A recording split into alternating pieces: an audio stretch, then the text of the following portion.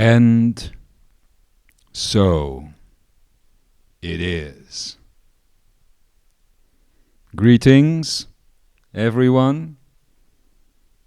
Honolea to you all, my brothers and sisters in arms that embrace, in love, in joy, in freedom, in truth and in life, in gratitude, in grace, and in well-being. And isn't it lucky that I just happen to be the ambassador for all of those things? I am Ekara, sovereign servant, sovereign being, in service to the one whole and to the whole one that you are. Welcome. Welcome to this moment. And boy, it was a pretty difficult moment to establish, wasn't it? I know that the Pakuan Yinsan has been trying for several days to get to the here and now, let's say. And of course, that is not surprising, given the massive energy shifts, if you can even call it energy at this point, that you have been encountering on your sphere, in your reality. We are not talking merely about the major transition in perspective on what is normal, what is honorable, what is wholesome, that sort of thing. And also, I'm not merely talking about the great age of disclosure that is upon you all, that you are already witnessing in your skies and are going to continue witnessing much closer than that as the next few weeks and months go on. And also, I am not talking, of course, about the great alignment in your skies where currently 6 of your planets are lining up in some sort of random event that just happens because time and space are just clicking away like a clock, of course. Nothing to do with consciousness or anything like that. No, just happens right now. So I'm not talking about that per se. What I am talking about is you, in recent months, stepping through the final portal. And that final portal, of course, can be interpreted in many ways. I like to think of it as breaking through the surface. Oh yeah, normally the board is over there, so I'm like, the surface, but it's actually over here. And before we go on, I want to thank the Pakuan Yinsan for drawing the infinity signs for me. Over the years, I've had so many complaints come in about my infinity signs and my circles that I now have other people do it for me. So, although I do have to say that the top one there looks a bit like an upside down logo for Meta, the industry that is currently very much alive again in America. But yeah, maybe the Pakuan Yinsan bought some stock in it, you never know. But otherwise, I'm going to get into all of this in a little bit. But what I am talking about, as I said, breaking through the surface. Which surface? Well, the surface of Lavat. The surface of everything that is vibrational, geometric, illusory, and stepping into a reality or a return to reality, if you will, the likes of which you haven't seen here since the previous golden age that is currently again upon you. And again, that golden age did not come because of some tick-tocking of the skies and some time-space continuum movements. It didn't come because it would have come no matter what. It came because of you. It came because of your consciousness, and it always was awaiting your evolution of consciousness.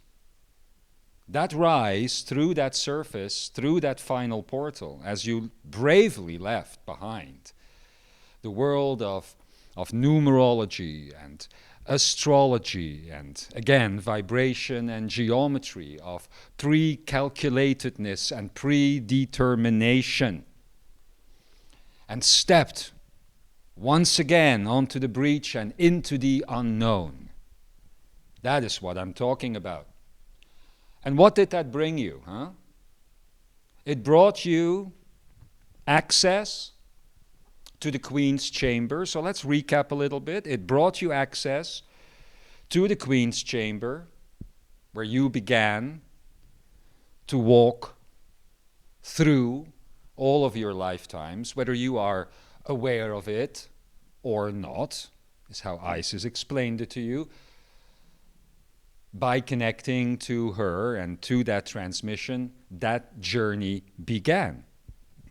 And that Queen's chamber took you, is taking you, through all of these expressed lifetimes that you have been party to during your time in this Ekara, of course. And as it did so, it sort of dumped you right onto the path of Sankara. Bang! Whether you liked it or not. Smack in the middle in it. And there you were, having to navigate the concept of expression of experience and progression of experience, something that we are going to get deeply into today. As the Yeshua-san said recently, it will be a bit of a technical explanation, but also a very simple one. So hold on to that as we get going in a bit. But then, from that pathway of Sankara, you found that ancient road, that cosmic road that starts out apparently flat, begins to go up a little bit, and very quickly turns into a mountainous path, where initially you may be wondering as you begin to walk it, what's that little drizzle, this little bit of water here that is, but as the path begins to go up, that little drizzle begins to turn into a waterfall, into a raging, powerful, iridescent waterfall, which is the flow of Parana. And that is what it's all about, the flow of Parana. That is your umbilical cord, your connection, your life's blood, if you will, from the Creator perspective. So all of that has been going on, and then you wonder, lately, the transitions you see in the world, the preparations that are happening to open up human consciousness to a larger perspective, as we have been saying, that part of the Ekara, or the holographic training ground, for those that are just joining, that part of the Ekara where everything else is. That part of the Ekara that you enter into once this first phase, this first level of it is over. And don't forget that while you're doing that, you're growing and becoming aware of these seeds in the belly. And putting all of that together, that means that you are not walking up this mountain path alone. You, as you are working your way through the Queen's chamber, are taking all of these lifetimes and all of these experiences of you with you. And that means that you metaphysically, mentaphysically, emo-physically, and just old boring physically as well, are carrying everything that you have built up in these lifetimes, including your own, and are yet refusing at this point still to let go of. And yes, I say refusing. I say refusing for a reason.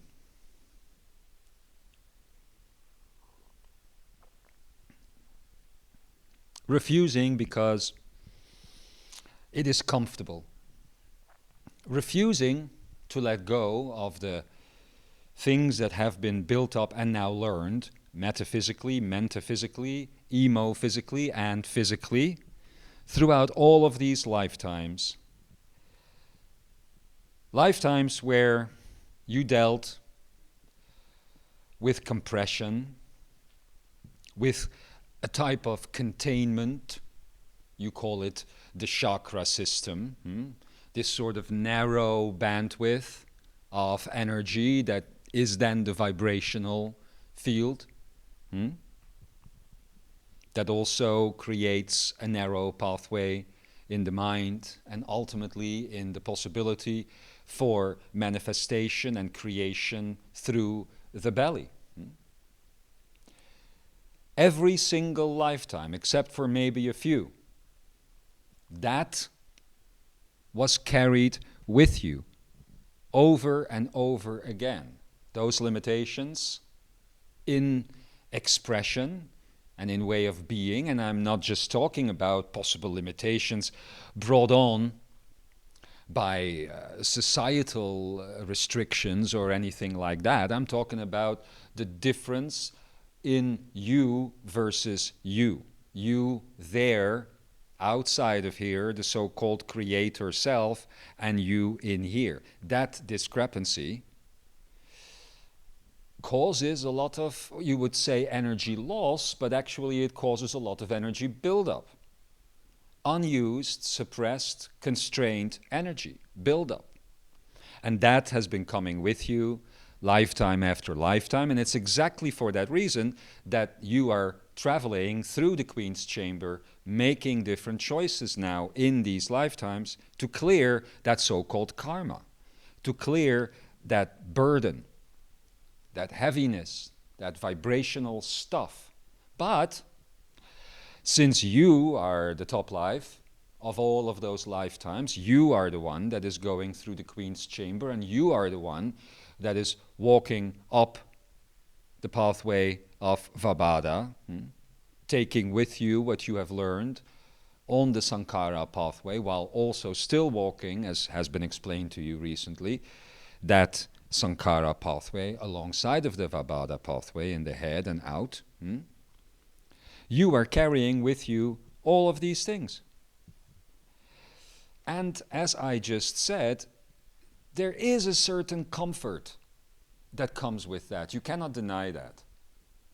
Even though in your lifetimes you have had to expand, sometimes from the parental home, to college education or to your own first home, to your own family. You had to expand by becoming a parent in some cases. You had to expand because you moved to a different place or a different country, or even whatever, all of the changes in your life. And let's face it, even though there is an excitement that comes with that, there always is also a type of concern, a type of worry, a type of needing to embrace the unknown. And where you are today, with everything about to change in your world, inside, but also outside, you cannot deny that there is a part of your way of life that is about to end, that is about to die, or to grow up, maybe. The same sort of evolution then, as a child, you're being told about Santa Claus and those sorts of things, and you believe it. And then at some point, you are told it's not true, and there's something that happens inside of you, a feeling, sort of like, man, but you sort of accept it, and, that's growing up. In this case, it's the other way around, huh?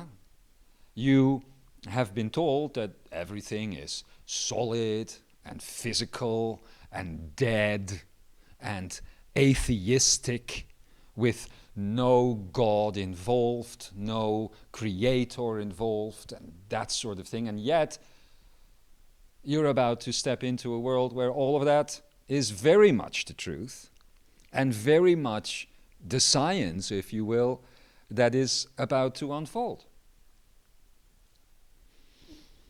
But still, even though that is a good thing, you cannot deny that you have gotten quite accustomed to living on Earth in this reality in a certain way. A reality that's sort of rather boring, a reality, again, that is pretty much dead. I've used all those words already. And yet it was comforting because you knew what to expect. You knew what things were like. You had your little moments of conditional love and conditional joy and even conditional freedom here and there, as you saw a beautiful landscape, or you pet your favorite dog or cat, or you held a child in your arms, or you ate your favorite food, or anything like that. All these little moments that, sort of made it worth it. Made it worth living in a type of hell, a type of dead world with nothing to look forward to except for death and annihilation, and then trying to justify that it's not so bad because, you don't know that you're dead when you're dead, so don't worry about it and just live your life. That sort of an attitude. Again, strange and bizarre, but very comforting. Especially when the whole world is doing it. Especially when everyone that you know has been living like that. And now you are at the edge, in a matter of speaking, of the unknown, of the new. And that comes with its own sense of melancholy. That is what a lot of you have been feeling, a type of melancholy, a type of sadness, while at the same time feeling excitement and a greater love, perhaps, as has been spoken about, than you have been able to feel in a long time. A heart opening that seemed difficult to achieve for a long time is now happening for most, if not all of you, and it is making many people burst into tears over small things and over big things. And at the same time, as I said, there is a joy, there is a love, there is a new form of freedom. It is a bizarre mix, but it is the type of mix that comes with growing up. And that is where you are now. And yet, walking around with all of that, and all of that emotional baggage, in a way, that you created in all of these lifetimes, is not easy. And so you are beginning to climb this mountain path, and this waterfall of Purana is getting more and more intense with each single step, which is an exponential step each time, as it has been explained. And yeah, so then you have two choices. You go through the burn, which will become impossible to go through, and you'll burn it off that way, like the good old days, like the Kundalini energy rising, human candle, all lit up. Or you take your time right now and you do the work.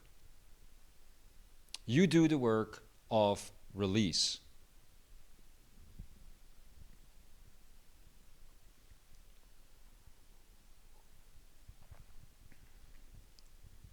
You do the work of embracing only those states that we have spoken about as we started this lecture today. Because that is all it takes. That is all it takes. When you do that in this lifetime, in this top life, when you find it within you, to say to yourself, fuck it all. Only these things matter. Shut the fuck up already. That attitude to your mind, to your savok, to all of these things that are beyond the infinite scope and therefore enormously smaller than that love, joy, freedom, truth, life, gratitude, grace, and well-being. That is what is required. And what we are going to talk about now is going to help you make that a little easier, a little simpler, and it will tie together a lot of the things that have previously been discussed. In fact, this class today will be discussing in depth distance in time and duration in space. The class to follow this one in a few days will be presented by the beloved Imzaia, who will be talking to you in depth about personal time and personal space, because that is going to become extremely important. And that will be followed by the 7 sisters, or the 7 infinities, who will be continuing their conversation about fabricating and folding worlds based on what the 2 of us are going to be saying in these next 2 classes. Following that are the next 3 pivotal pieces of presentation by the beloved Ra.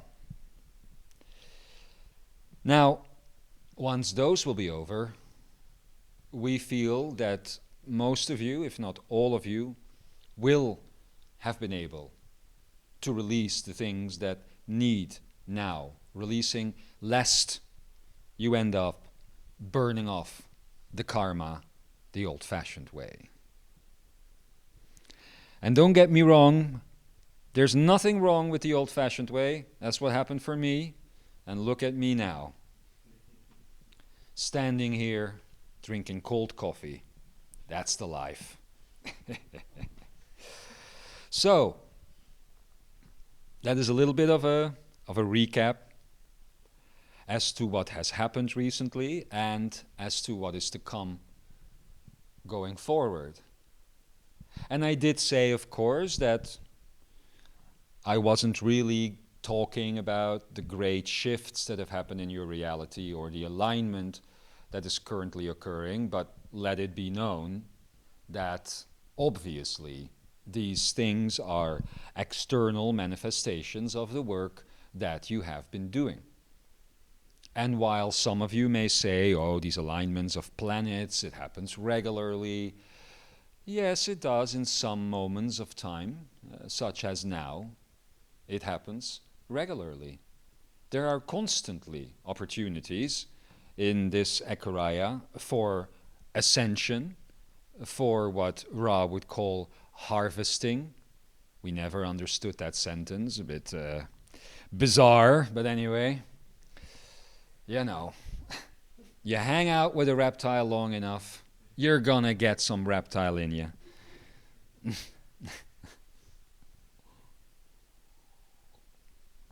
But anyway, of course those moments occur very regularly.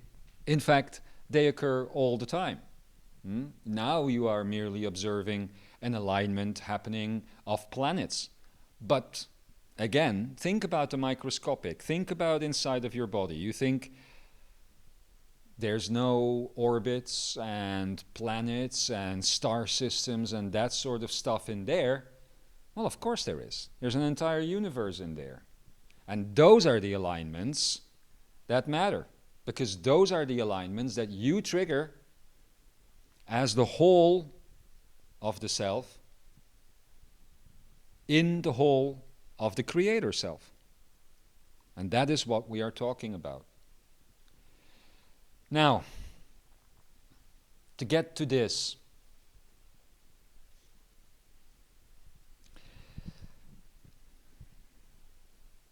I reiterate that it was taught to you that there is no true duration in time. There is only distance in time.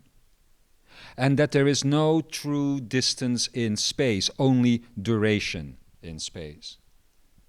Now, this is true for the space beyond Lavat, the space beyond geometry, the infinometrical space. Inside of the geometrical world and the vibrational world, of course, things are turned on their heads. And you think that time is something that is ticking by, and that causes the length of time space exists, and at the same time that space is just sort of lying there, and the longer it lies there, the more time passes. Yeah. So from that perspective, of course, you're again dealing with a dead world and dead entities of time and space that are just what? Nobody even knows, do they? I mean, they speak about gravity, they speak about photons, they speak about energy, about electricity, but nobody knows what the fuck anything is. They all say, yeah, that's a force of nature, that is this, that is that. No. Has anyone ever considered for a second that maybe these beings are, first of all, beings, and secondly, that they're conscious, and maybe thirdly, that they may be you? No, that can't be because of this and this and this and this. Oh, really? How long have you been here? 30 years? What is this and this and this and this even? Well, that's something I was told by my professor. How long has he been here? 70 years? How long has time been here? How long has space been here? And you think that in your mind you're going to fix and understand problems like that? No. For that sort of stuff, you have to go to the heart. You have to leave the structured concepts of predetermination and open yourself up to a higher order, a higher organization. And then you come to the permutations, as Imzaia once taught you, the permutations of permanence. You know, that one class that everyone tried to skip because it sounded too mathematical. We're going to get into that again today.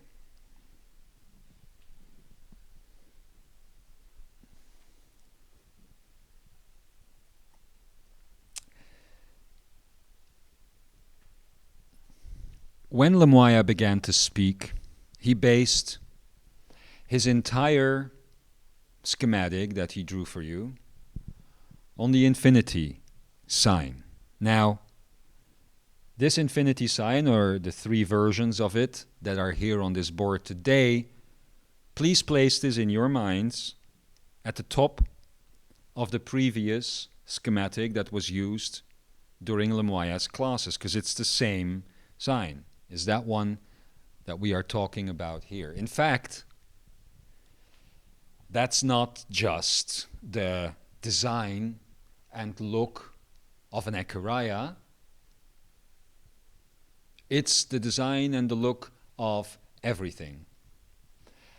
And therefore, when it was explained to you that in order to enter an Ekara, you push yourself remember, into the two illusory points on the edges of the infinity sign at the same time in order to enter into it?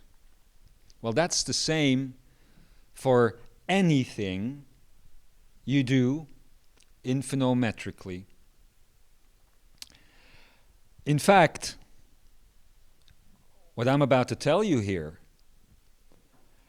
is going to make one thing very easy for everyone going forward into this new time, and that is science, mathematics, physics, that sort of world. Because everything and the entire range of complexity and theories and all sorts of explorations in science and mathematics can be thrown away after this. This is the only math in the universe, and beyond it, in the truth, in the true world. But it's the same for in here.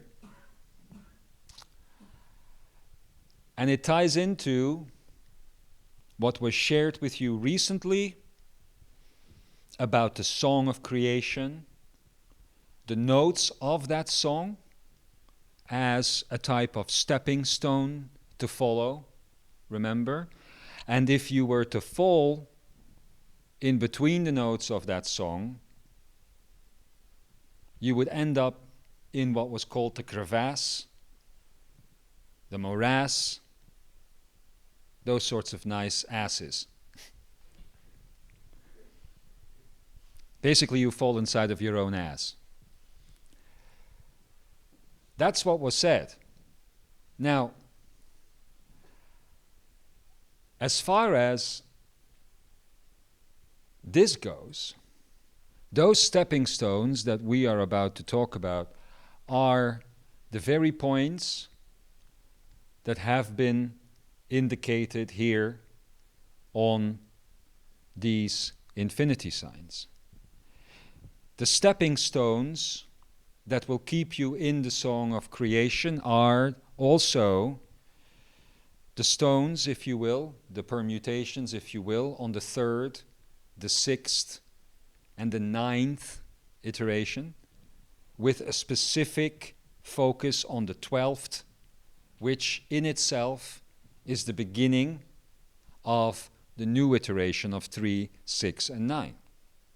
That was also shared with you, and maybe that is sort of floating around in your head right now theoretically, but going forward that is going to become a very practical thing. And it doesn't mean that you're going to have to start counting 3, 6, and 9 into everything you do or touch or whatever, like an obsessive compulsive disorder or something like that, 3 times opening and closing your door to make sure it's properly locked. That's not what we're talking about. This is within. And speaking of within,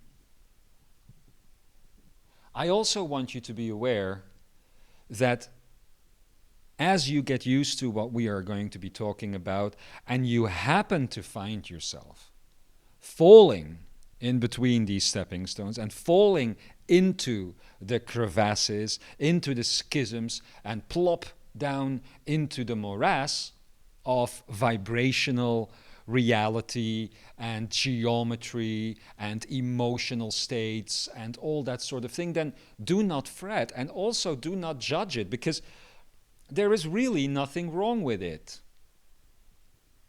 It is an educational resource that is very precious and very beloved where you come from, and looked at with great appreciation, because once you know what it is, you can get out of it as easily as you fall into it.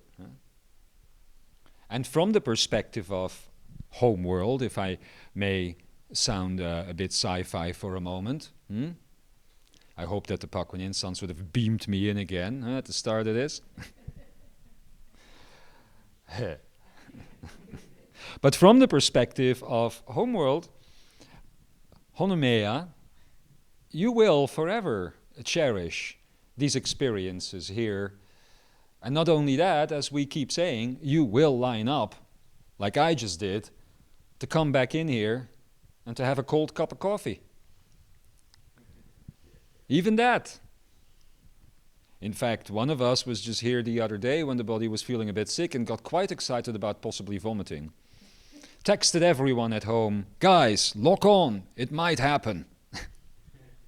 Yeah, but that is how you should be thinking about the spaces in between the stepping stones. That's how you should be thinking about the morass. It is technically why I don't appreciate, the word morass, crevasse, that sort of thing. When I sound French, I prefer words like cravat. About all of that negative stuff that seems to come out of the French so easily than any other language, lest, of course, German, maybe. Hello to all my German friends. Those things are not negatives. They're beautiful, and they're to be appreciated. They're to be honored and cherished, because it is why you come in here initially, to fall into that depth and to understand that the concept of war, the concept of suffering, pain and death, mind in general, Savok in general, isn't just a theory like we say at home, but it can become a reality. It is why this construction exists, to bring you in here and to show you what that's like. So that when you come out of it, in the home world only moments after you entered, you come out of it with an altered perception and appreciation of the truth. And you become out of it as a student of the Pa who becomes determined to honor and defend in love the things that we hold near and dear, so that society doesn't collapse into what you see around you here. That is ultimately a large part of what you are learning, that it can get that bad. And everyone, before they come in here, no, Ekara, it can't get that bad. Like, why would people do this, and why would people do that, and why would they? Well, just you wait. Just you wait. And just in the same way that right then you couldn't imagine this, right now you cannot imagine that. Barely imagine it. Maybe you can imagine yourself changing, evolving, and some people around you, huh? But the whole world, everyone and everything standing for those virtues and those values of Sankara, it's almost impossible. And then based on that, a world beyond vibration, it's almost impossible. Yes, because it is very, very, very advanced and very, very much evolved from the state that you are expressing in here. But this state that you are expressing in here once did exist in homeworld, in Honomea, in the real world. It once was pretty much like this, and worse, as the Pleiades told you in their explorations of Ekara such as this one. It once was like that, but it is so long ago, if you can speak of time, I'm translating for your understanding, it is so far ago, I should say, that it is a mythology, it is a myth, it is an idea that something like that could happen again. But run a couple of Ekarayas where we don't do these types of trainings society-wide, and before you know it, takes a few millennia, and you begin to descend again. Descend without any knowledge of what is possible. So, you will understand the value of this. But getting back to my points.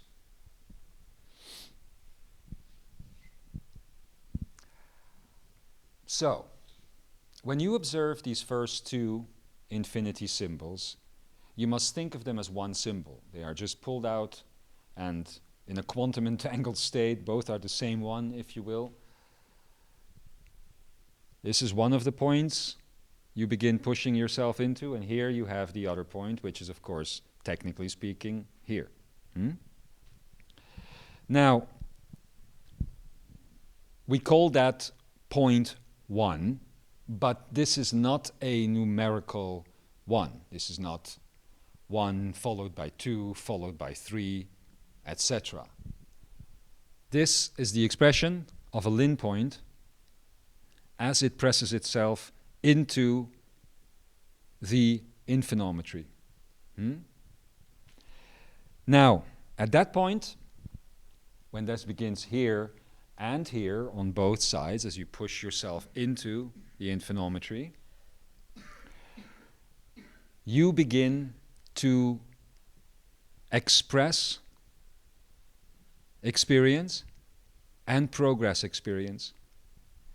Now, therefore, in that expression and progression, you go into the 3/6. These are the first 3 notes and the next 3 notes of the song. The third and the sixth being the most pivotal one. Now, there are 2 versions of reality at this point that you can experience, as we said. One where there is duration in time and distance in space, and one where there's distance in time and duration in space. When you are on the path of the numerological 1, 2, 3, 4, 5, the linearity of it all, that is when you will be experiencing the geometrical spaces, the vibrational spaces, the mental spaces of Savok. And when you do so, this journey from this point here to the heart of the flow at 3/6 will appear as linear time and linear space, as geometry, and indeed as a journey in space-time continuum. But if the song is followed of da, ba, va, ra, etc., this entire section is skipped, and you immediately move from the Lin point expression into the 3/6 expression, into the 7/2 expression, the 9. Each of these are 9s, as you can see, and each sequence, and this is a bit difficult for you to understand because you're looking at this and you're thinking, okay, so that's 36, another 36, another 36, and another 36, leading then to from 1 to 36 to 72 to 108 to 144. But that's not really what is happening. These are not indications of numerological expression or events. These are expressions of the so-called immutable elements, and we'll get to that once we get to this point here. So bear with me for a second and think about it. Think about the song of 3, 6, 9, and 12 as increments. Increments, whereas you could take these steps one after the other, you simply take a larger step. You literally step over the surface of the field of Lavat, the surface of your mind, the surface of geometry, and of vibration. But there's more. The reason I'm putting this emphasis on it mainly is to get you to the understanding of the number 144. Because, again, I reiterate, as you push yourself into the infinometry, at the Lin point here and the Lin point here, which once again are really the same infinity sign, and you begin to move beyond it to the third and the sixth iteration, which is the 3-6. Again, not 36. Here, you do the same here. Meanwhile, as you continue, this 3-6 doubles into the 72, but again, this is not a numerological 72. Doubles again, or actually adds 2 again to the 108, and eventually ends up in the 144. Now, again, this is all going to become much clearer. But before I begin to explain more about this, I want to say a few things about what Yeshua said when he was here last. And when he was talking about the Essenes and how he began observing beings in the distance, sometimes really up close, sometimes a bit further away, sometimes appearing in different moments in time and space. What he didn't tell you at that time, because you left it up to me, is that those distances are always 1, 4, 4. Now, that means that when you are observing something in the distance that is apparently all of a sudden there, a person that makes no sense, or a building, or lights, or whatever it is, they will always appear to you as you're beginning to break through the field of Lavat at 144 distance. Now, this could be 14.4 centimeters. It could also be 14.4 feet. It doesn't matter. It is what you are thinking in that matters. It could be 14.4. It could be 144 meters. It could be 144 centimeters or inches. It could be 1.44 millimeters from your eyes. But whatever it is, it will always express as 144. Every calculation in the field of infinometry will always heed 144. So not 42. But they were getting there, weren't they? But that is the truth of the matter. Also, that makes it so that no matter how far you look, whether you are looking to the end of this room, whether you are looking outside to the horizon, whether you are looking through a telescope at the planet Venus, whether you're looking at an image shot by the Hubble telescope of hundreds of light years away, you are always looking at a distance and a duration of 144. There is no other way. The only time when that begins to seem light years away or whatever, or 144 minutes away, or thousands of minutes away, or whatever it is, the only time that begins to happen is when you fall through the crevasses, into the morass, into linearity, into vibrational thought, and the time and space continuum. Now, okay, Ekara, so how do you do it then? Huh? Oh, that's very difficult. What do you think I'm going to say? May I possibly speak, might I, about love, joy, and freedom? No, I couldn't do that, could I? Could it be that simple? Could it? Let's make it that simple. Yes. It is that simple.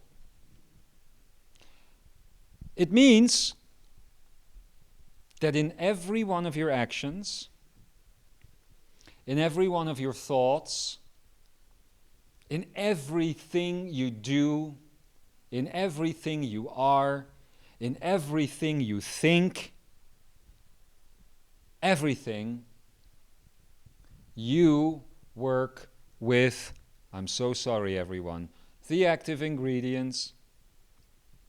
You take the steps of love, joy, and freedom, or you discard the thought, you discard the action, you discard, in other words, the invitation. At the third iteration, the sixth iteration, the ninth iteration, 3, 6, 9, and the 12th iteration particularly, it is impossible for Savok to express. It is in those moments, and for those reasons that we say, always have said, Savok, the mind, has a beginning, a middle, and an end. It's why we've always said that every vibrational creation, everything that is linear, everything that is temporal, everything that is matter, has a beginning, a middle, and an end. And it is because it cannot express further than that little loop here, or this bit, or this bit. Everything Savok does must play out in those spaces that are not the third iteration, the sixth iteration, the ninth iteration, or the 12th iteration. So that means that by applying that technique inside of you, and whether that has to do with time or with space, doesn't matter, the 1-4-4 expression is always going to be outside of the field of vibrational reality. So that literally means that you have the ability right now to step outside of that field and to live in the rest of the Ekara where everything else is. But it is the spaces here in between,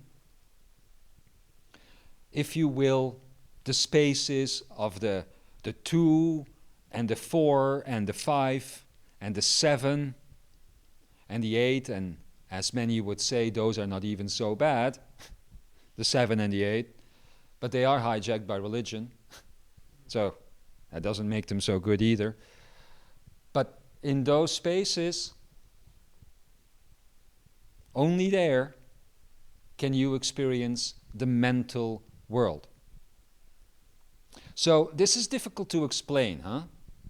Because you would be like, so yeah, but how do I choose then for the third and the sixth and the ninth? And am I just going to be sitting there all day? Da, ba, va, 3. That's 3 right there. No, I tried all of that. Didn't work. No, but you are going to find this movement, this momentum, this musical flow. You know, there might be some here today that often are being told by others in the world that they're too fast or too slow. I see somebody sitting there. You know, there's people that are repetitive, that get stuck.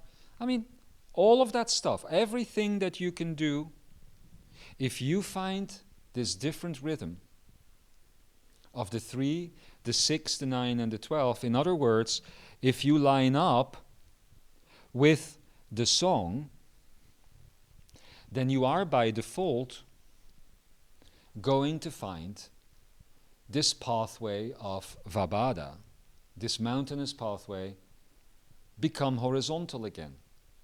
And the feeling of the climb and the feeling of the waterfall of Purana will all cease. Because those things, the melancholy, the sadness, the intensity of carrying the metaphysical, learned stuff the metaphysical learned stuff, the emo-physical and the physical learned stuff, is all taking place in the Savok part of the field. And it is only there, by the way, that it appears as though there is linear flow happening and there is spatial flow happening. When you are coming from the field of Sankara in experiencing the Purana flow, there is no movement between these points. You literally immediately from here, are back here, and are there. And that sequence also this way continues to move and move and move. But not in the way you consider movement today. Not movement that is the cause of duration in time, but movement that is the cause of distance in time.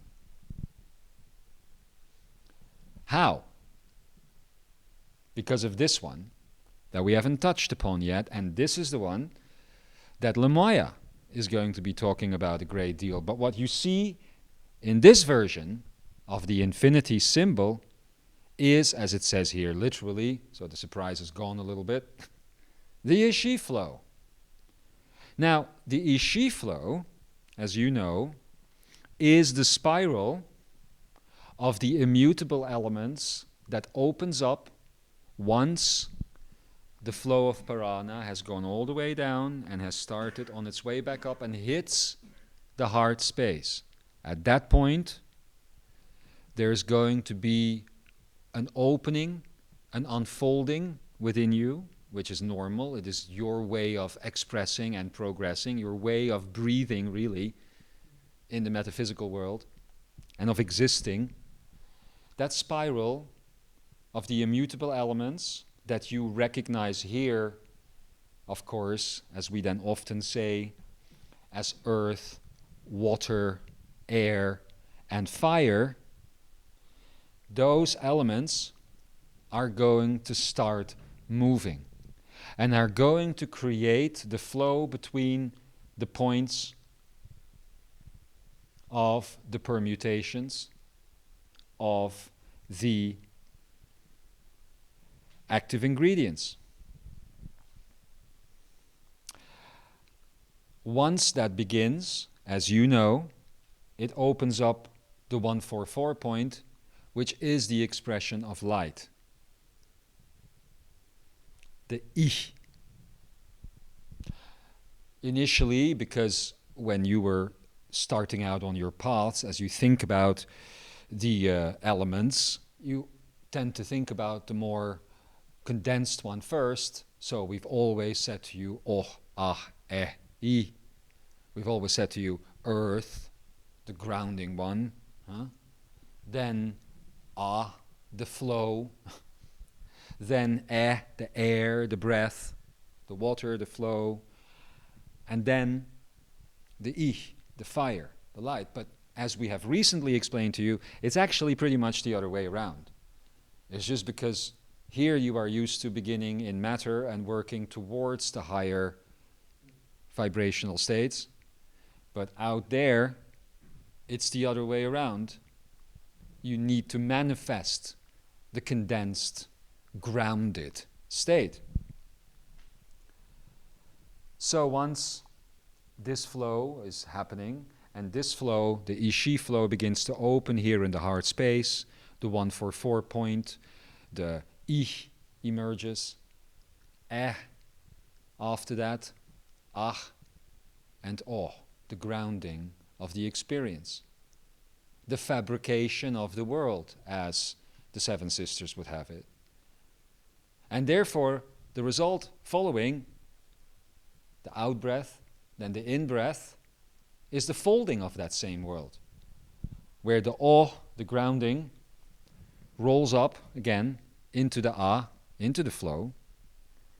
That rolls up into the breath that's coming back in, and ultimately the light.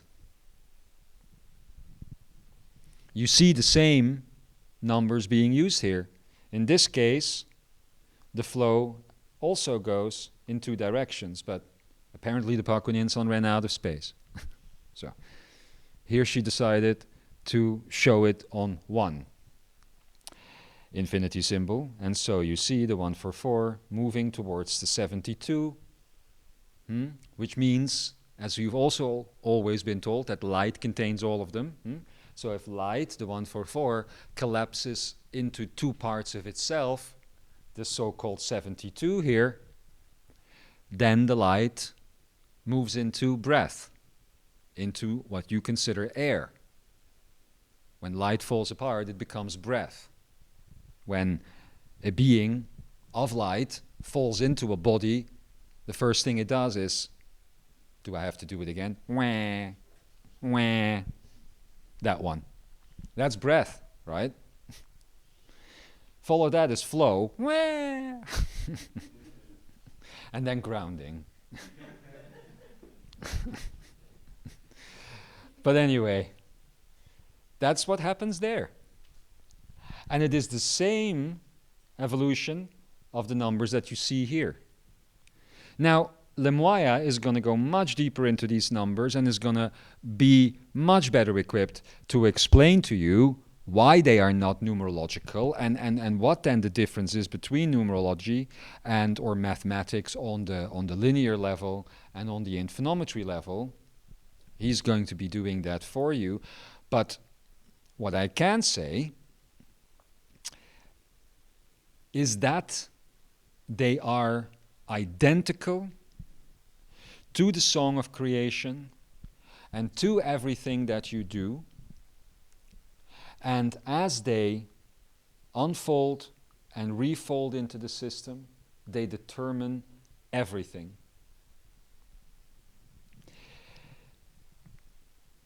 But that hasn't brought us yet to the deeper concepts of distance in time and duration in space. So, we're going to get there still today, hopefully.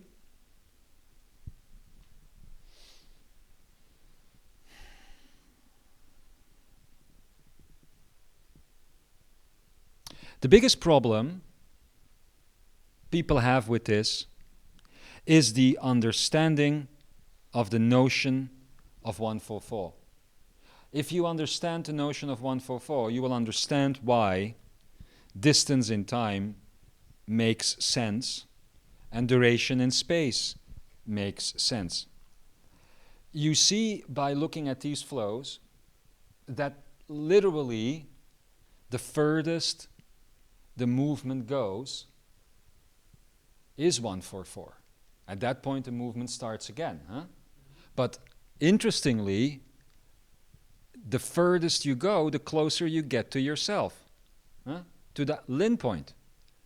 So to reach the state of 144, the movement occurs as far as it will, as far as it can, and brings the state of 144 directly back to the Lin point.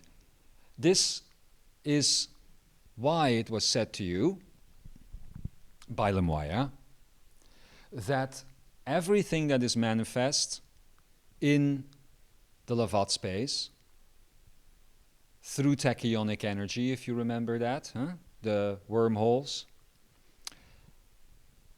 that it isn't real, that it is virtual, and that it is not connected to anything else but the Lin point itself.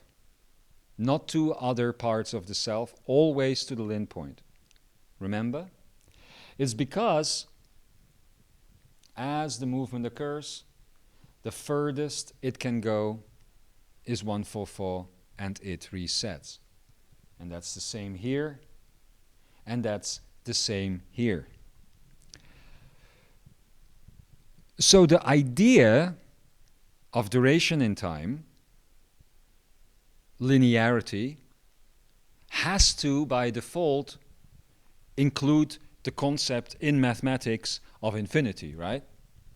Because if the universe doesn't collapse or whatever, time should be going on indefinitely, space should be going on indefinitely, and your mathematics always runs into the problem that therefore it has to include the concept of infinity, which in mathematics means something very different than in infinitometry. The idea of mathematical infinity literally includes a space without end, time without end, and therefore the repetition of everything without end. If you were to believe the scientific concept of the universe, if you took a spaceship from this planet and started traveling fast enough and far enough, and you got beyond every single possibility that could be expressed by atoms and by photons and by the laws of physics, you would end up literally landing on a planet where you yourself, another version of you, and everyone sitting here in this room would have just left to take the same journey.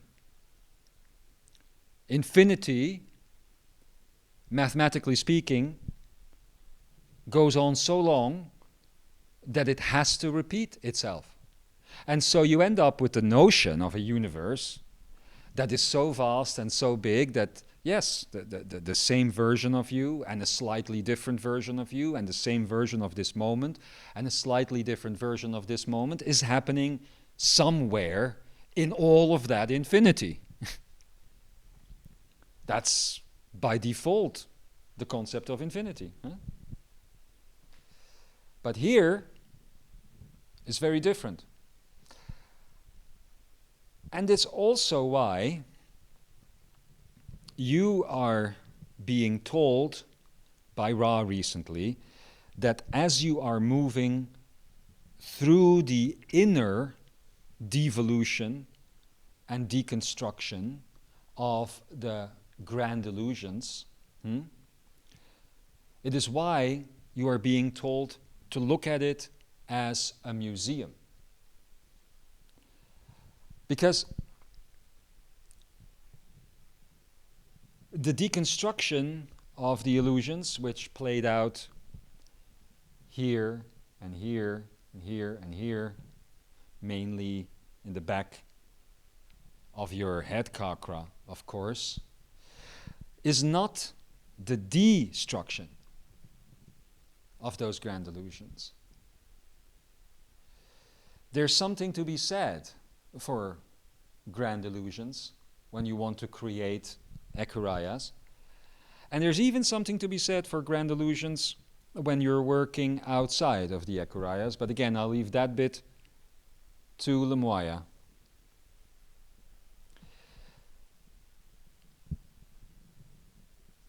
The museum of grand illusions, and when walking through it as you are about to do properly with Ra, will lead you to the grand conclusion that infinity is always 144.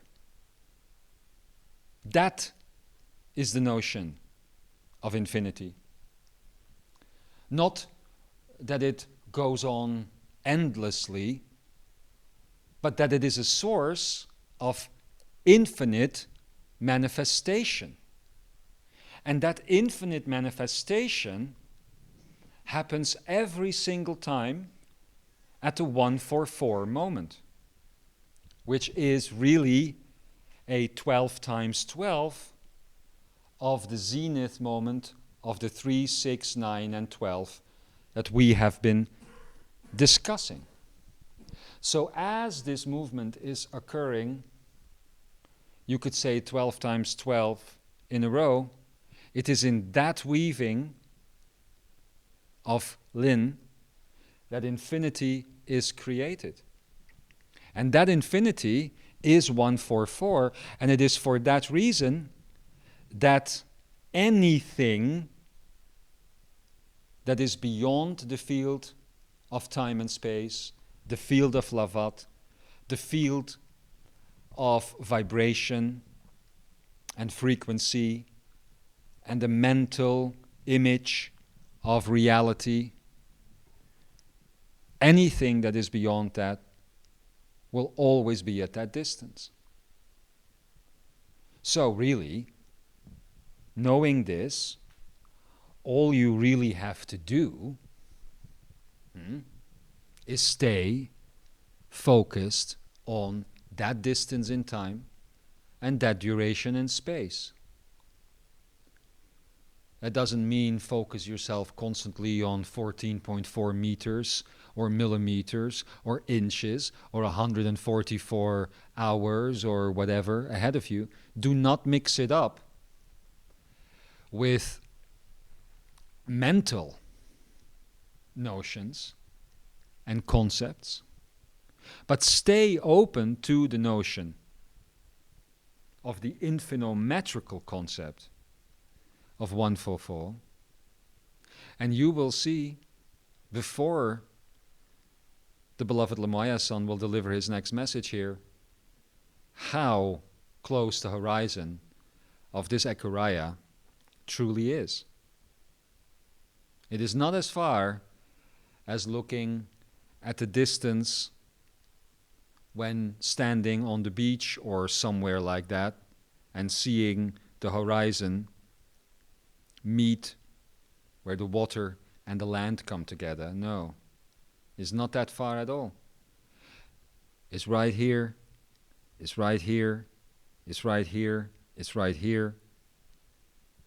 144, metaphysically speaking, is always the outcome, is always the answer to the equation. And every single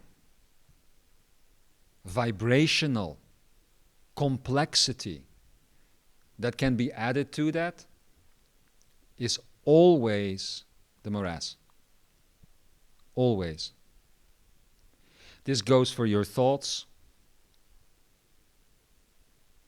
This goes for your body. It goes for your mind, your emotions. It goes for the metaphysical universe itself. Distance in time and duration in space is measured also in the notion of 144. This doesn't mean 144 seconds or 144 meters. Once again, it means 144 iterations of the permanent states. So in other words, to try and simplify, try to imagine this.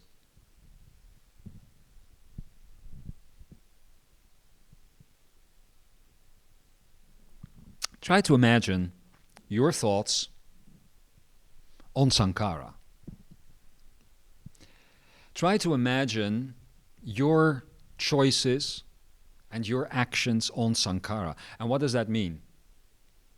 That means try to imagine your thoughts, your actions, your choices once moved through 12 times 12, the iterations of love, joy, freedom, truth, life, gratitude, grace, and well-being.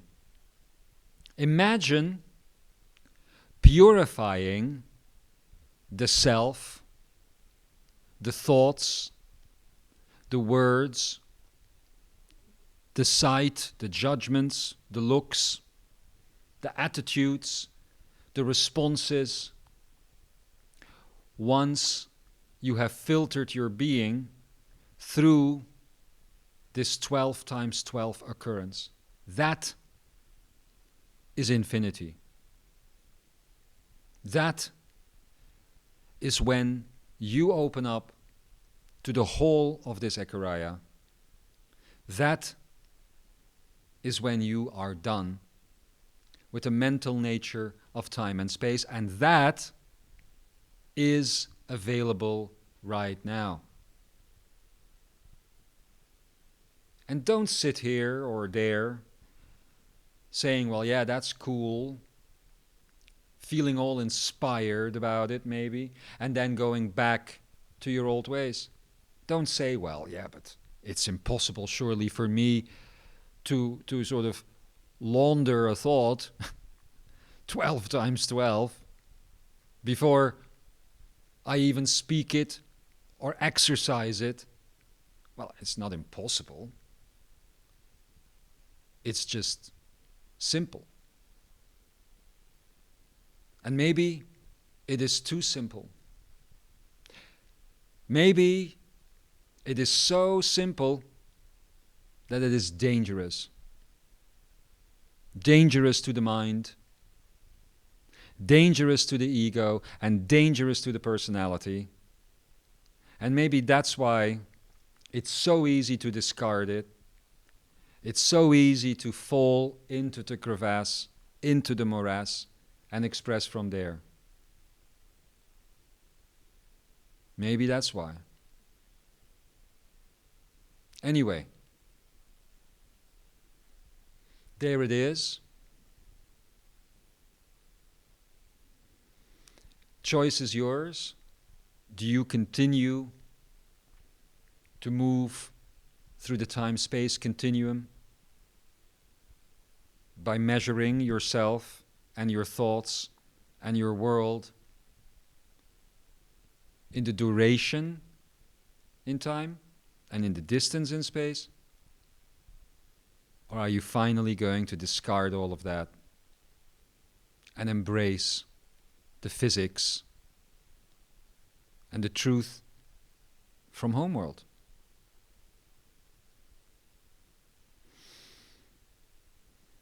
Learn to measure in love. Learn to measure in 144. Learn to express and to sing and to move and to dance on the iterations of 3, 6, 9, and 12. And before you know it, before the day is over of you starting to try this, you will begin to see what I'm talking about. You will begin to see that every time you do so, that second iteration, the fourth and the fifth and the seventh and the eighth, usually you don't even get there, because usually, of course, from the mental perspective, you just go for the first or the second thought that comes up, or for the that sort of thing. The first or the second action, that's already thinking it through then. But that always stops you from hitting the third.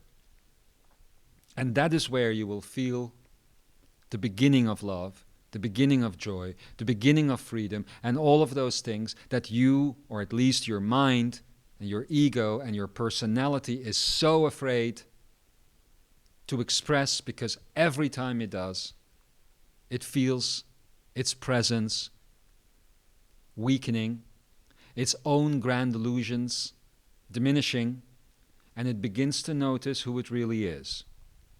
And that is a scary thing for it, because that is when the melancholy will hit home. When it realizes that this world, it will have to give up.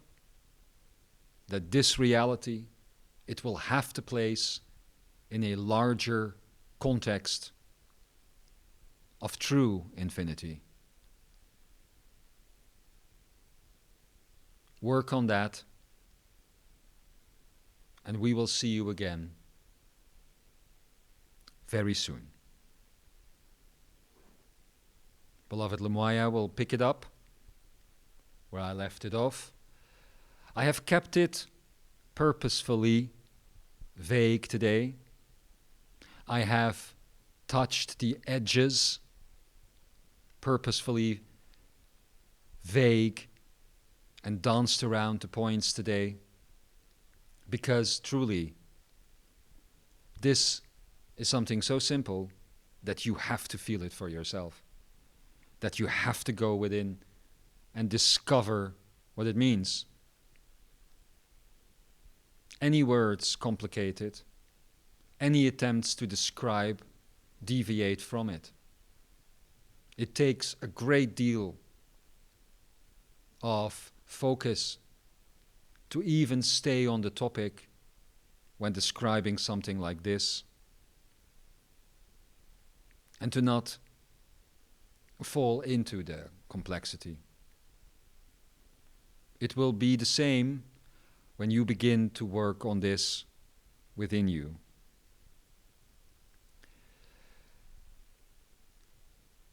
For many of you, in closing, as you have been working on this, in some cases more active than before, for a few months now,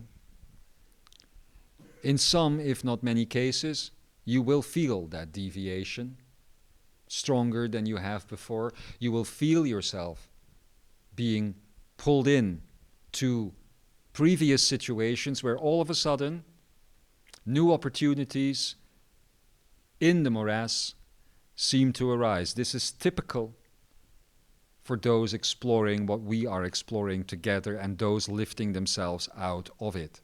It is up to you to not let yourself fall into that and be dragged down again. And it's especially up to you to not think you're there, to not think you got it all figured out, and to not think that you are doing it. Because don't forget, you are only taking the first steps, and the real work is yet to come. I love you. I always have, and I always will. I will be back soon.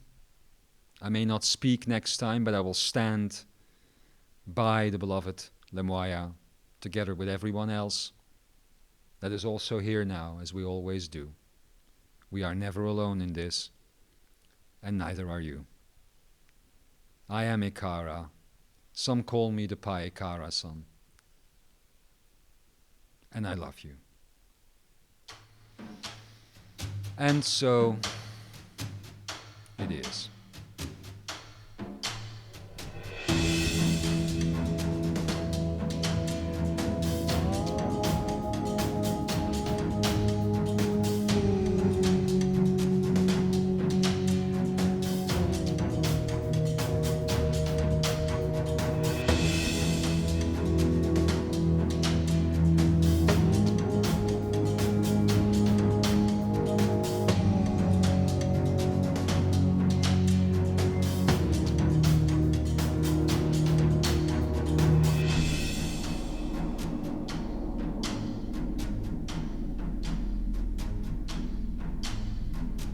Thank you, everyone. See you soon.